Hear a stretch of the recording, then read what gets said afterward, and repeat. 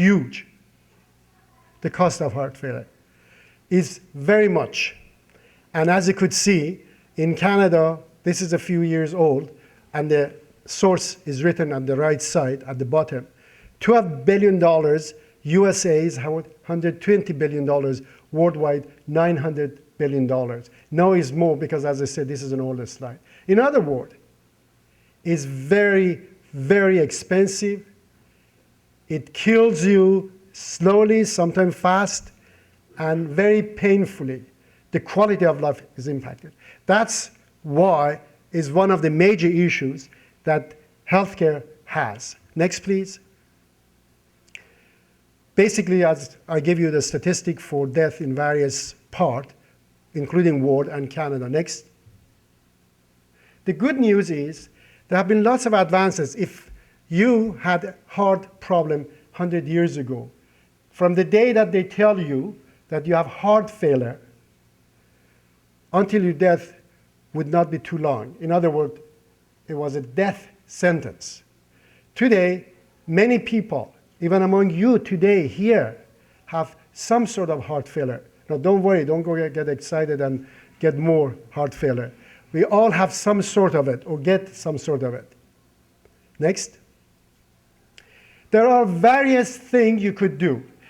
The first recommendation I make to you, change your lifestyle. Don't be like me, don't get fat. Don't eat lots of fat food. Reduce sugar, salt, alcohol, smoking. Those are all killers. Nothing to do with religion, those are reality of life. If you take sugar, pure sugar, salt, alcohol, fat, and do a little exercise, physical activity, you reduce the cost of healthcare by 2/3. That's huge. Janet, maybe you should put some laws in this city.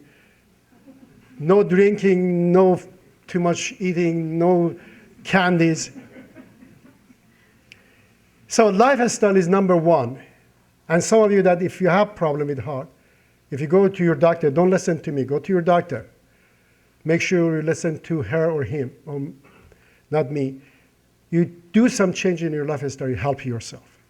There are some medications that they are good, they help. Unfortunately, medication doesn't treat the disease. Mask the symptom, helps, but does not really eliminate the disease. Next, please. The other one is transplantation. I touched it in the first part, and that means somebody else's heart to be taken when the person gets in an accident or die and can be harvested for helping the others. That happens. There are limitations. This slide was prepared for doctors, so I'm not going to go in detail in it. One of the limitations, we don't have enough of it, of natural heart. And if you get sick, that heart failure, you can't wait when it comes emergency. And you can't go and kill somebody because you need a heart. In fact, not here in Ottowa Heart Institute, but I have a friend that works in a major hospital in US. And he told this story to one of medical society's meeting. And I'm going to repeat it to you because it's very interesting, related to transplant and what we're talking here. He said that somebody came from Middle East, a sheikh from one of the Arabian countries, come to that hospital because the hospital is very famous. And goes there and brings his son. He says, my son needs a transplant, a heart. They say, Your Highness, you have to wait, we have to look, there is lots of time waiting. Then we find a heart for him. He says, oh, okay, I have to go back to my country, and then when I come back, hopefully I'll fix my heart, my son's heart. He comes back after several months. What's happening? We are still looking, we haven't found a heart for your son. He doesn't like it, he gets a little angry, goes back. He says, okay, now I'm going to go back again and come. This time, hopefully I'll find a heart. He's very turned off and he doesn't like it. He goes and I think comes back after 3 more months. And this time he really gets mad. Get the president of the hospital, the main chief of surgery, and all the big shots. He said, what's wrong with you guys? You can't get a heart. They say it's very tough. We need this kind of heart. He says, what kind of heart you need? I get it tomorrow. They say, well, don't worry. This is not such and such place. Anyhow, heart transplant is good, has limitations. Next, please. There are some other technologies I'm going to spare you because some of them are gross. For example, Batista is a surgeon in Brazil, from Brazil. He's a friend of mine. He developed a method. He actually cuts a piece of heart when it's diseased and throw it out and switch it back. The heart becomes okay for a while. Then we did some study, we, not us here, but in US and Europe, they find, unfortunately, it's good immediately post after the surgery, but in long term doesn't save life. Next, please. That's an artificial heart, is one device that is being used worldwide. There are many other devices, but this is one of them. And as you could see, even a steel is big, however, has saved thousands of lives. There are 20,000 patients around the world that they have used something like this or similar to it. Next. Some of the statistics for various artificial hearts, and those are there. Again, I apologize because I was lazy. I picked up a slide that was for doctors. I brought it here. And I thought, okay, engineers also have technology background. Basically shows different type of the heart, some of them for short term, some of them very, very short, some of them a little longer. And those are the list of them and how many of them have been used, what the result is. Next. And that shows, again, a statistic, how many of them they have pulsatile VAD versus non-pulsatile. Don't worry about that. That's some technology that the engineers and doctors are working on it, and they have different views. Next. The target patient, some patients need a little help, some patients need continuous help, and the technology is being developed for both groups. Next. This is exciting, this is a breakthrough. We find out patients that they have artificial heart. Not all of them, but some of them. Remember, these are dying patients. You don't put artificial heart in somebody that there is a hope he continues or she continues. But those dying patients, some of them, very few, there are about 50 of them in the world, and there are 3 of them cases here. Their heart becomes so well, so good, that you don't need the artificial heart anymore. You take the artificial heart out, and you switch it back to heart, and the person goes back to normal life. Asymptomatic means there is no sign of it. And those are, I guess, the breakthrough that I'm talking, and these are some of the factors that help to explain what the cause is, because as I said, this was prepared for doctors, so I'm just going to let it go. Next. Some of the clinical observation in patients with artificial hearts. Basically, we see that there is improvement in capacity of work, improvement of capacity of breathing, improvement of capacity of walking by patient, improving capacity of many things, and also symptoms. Some of the compensation process for disease that the body responds is eliminated. Those are listed in red. Next, please. Again, these are some of samples. Somebody approached me here. He says he saw on eBay that artificial heart is being sold for $3,500. You're right, and that is good, I believe, for a week or two. Next. Some of the devices that exist, and I show you, I'm going to get to the patient and show you what they are. Basically, again, this is argument whether it's pulsatile or non-pulsatile, it's big, small, totally implantable or no. Artificial hearts are there probably within 5 years to 10 years. Many of us that may need them could use them.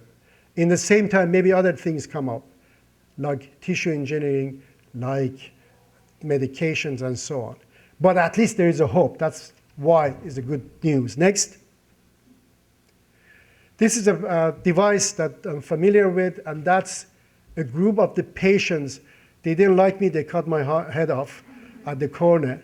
And those are patients, and the patient next to me, as you could see, is very young. Many of these patients are young. I specifically brought this slide to show you that not the patients are like old like me, many of them young, very young.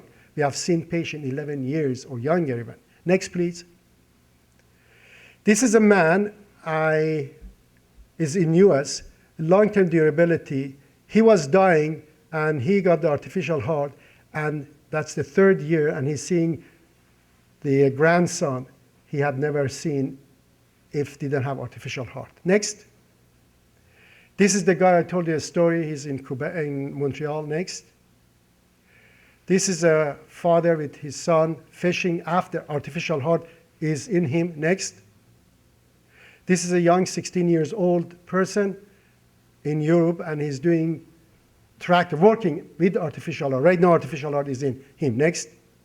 He's a teacher teaching, and you could see at here, there is some battery. Those are artificial heart inside, and those are batteries. Next. The slide shows this young man, 19 years old. He come to our hospital. We put an artificial heart. In fact, he's wearing it right now. And my main objective of this slide is to show you how the new artificial heart that I'm holding in my hand is a small, comparing that big equipment as about 300 pounds. That's the existing technology. And the other purpose of this slide to show you how short I am. This gentleman went with artificial heart to university, to Carleton University. And I used to have him work for me and also go to university. And some of the professors maybe know. By the way, I'd like to thank all of you. You came here today, especially some of professors that they here, Dr. Rajai and others. I do appreciate, and I know you took time to come here. But you could see some of your teaching has been benefited from the work that we do in our hospital. Next. This is another person with artificial heart. Again, a young person. Next, please. This is the same person that went skiing with artificial heart. She has artificial heart right now, and she's skiing with artificial heart. Next. Now, you have heard about Heart Saver. Heart Saver is Canadian artificial heart, and that's the one we invented here. And right now, we are in final process of that to make it smaller. Going in the chest, there is nothing outside, and we are hoping this device is good at least for 10 years, maybe average 15 years. It may goes to market worldwide in 2 years, 3 years. If that happens, many of us could be helped for longer time. Next.